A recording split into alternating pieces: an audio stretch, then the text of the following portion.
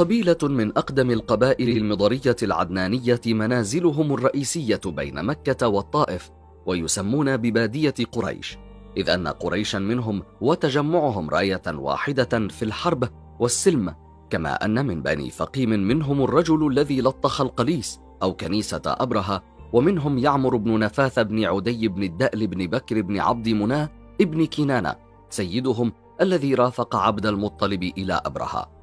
هي قبيلة كنانة، وتنتسب إلى جذم مضر العدناني، وتمام نسبها كنانة بن خزيمة بن مدرك بن اليأس بن المضر ابن نزار بن معد بن عدنان. وتتفرع من هذه القبيلة قبائل وبطون كثيرة، وأشهرها ولدها النضر وعبد مناه وملك وملكان، فولد النضر بن كنانة مالكا، وولد مالك فهرا، ومن فهر قبيلة رسول الله قريش.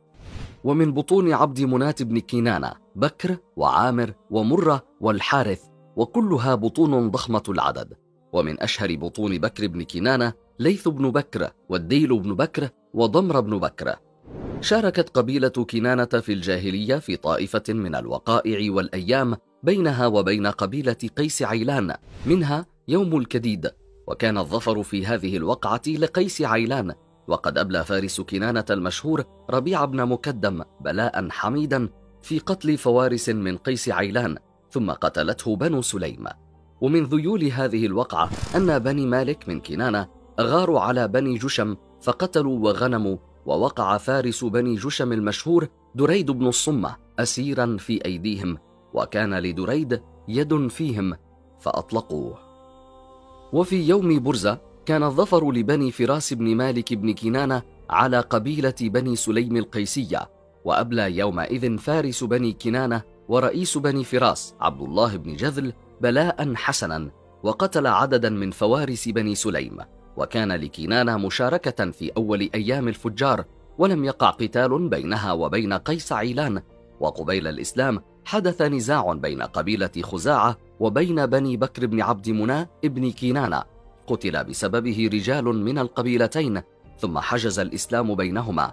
وبعد صلح الحديبية دخل بنو بكر بن كنانة في حلف قريش وعهدهم، ودخل بنو خزاعة في حلف الرسول وعهده. وبعد فتح مكة دخلت قبيلة كنانة في الإسلام. وفي زمن رسول الله صلى الله عليه وسلم وقف بعض بني كنانة إلى جانب المشركين من قريش في وقعة أحد، وكان بعض من رجالها مع قريش يوم الأحزاب. وكغيرها من القبائل العربية ساهمت قبيلة كنانة برجالها في جيوش الفتح الإسلامي التي ذهبت شرقا وغربا، وقد كان من قبيلة كنانة قادة وأمراء ووزراء في هذه الجيوش وفي الدول الإسلامية المتعاقبة. ومنهم على سبيل المثال في الشرق الوالي نصر بن سيار الكناني الذي كان واليا بدولة بني أمية على بلاد خراسان. ومن قبيلة كنانة في الغرب بنو الفضل بن عمير الكناني، والذي كانوا من وجهاء وأثرياء مرسية في الأندلس. من أعلام كنانة في الجاهلية الفارس عبد الله بن جذل الطعان، والفارس البرد بن قيس قاتل عروة الرحال، والفارس وسيد قومه ربيع بن مكدم، وقد قتلته بنو سليم في إحدى الوقائع. ومن أعلام كنانة في الإسلام نصر بن سيار أمير خراسان من قبل هشام بن عبد الملك، وقد قام بغزوات كثيرة ما وراء النهر، وكان مقامه بمرو. وفي زمنه ظهرت الدعوة العباسية واستفحل أمرها بخراسان، فكتب أبياتا من الشعر إلى مروان بن محمد آخر خلفاء بني أمية، يدعو بني أمية فيها إلى اليقظة والقضاء على الدعوة العباسية قبل استفحالها. وآخرها قوله: فقلت من التعجب ليت شعري أأيقاظ أمية أم نيام.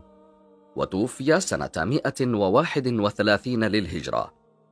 ومنهم عروة بن أذينة، وكان شاعرا غزليا رقيقا، وكان إلى ذلك فقيها محدثا.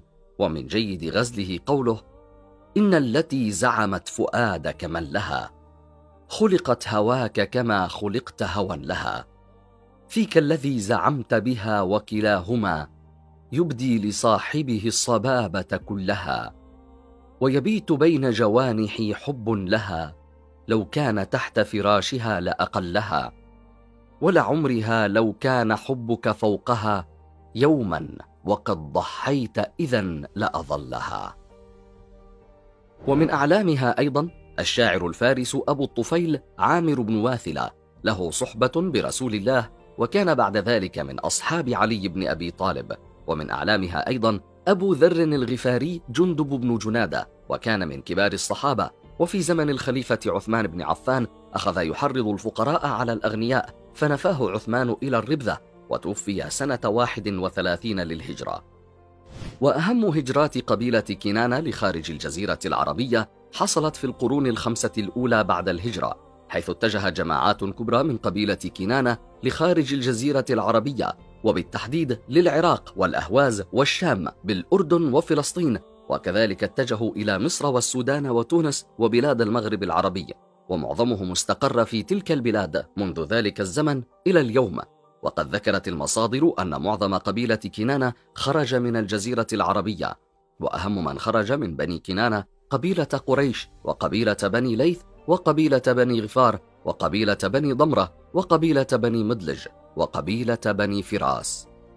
أجمع المؤرخون على أن بلاد قبيلة كنانة كانت تمتد من ينبع شمالا إلى عدن جنوبا بامتداد الساحل الغربي الذي سماه بعض المؤرخين بساحل بني كنانة.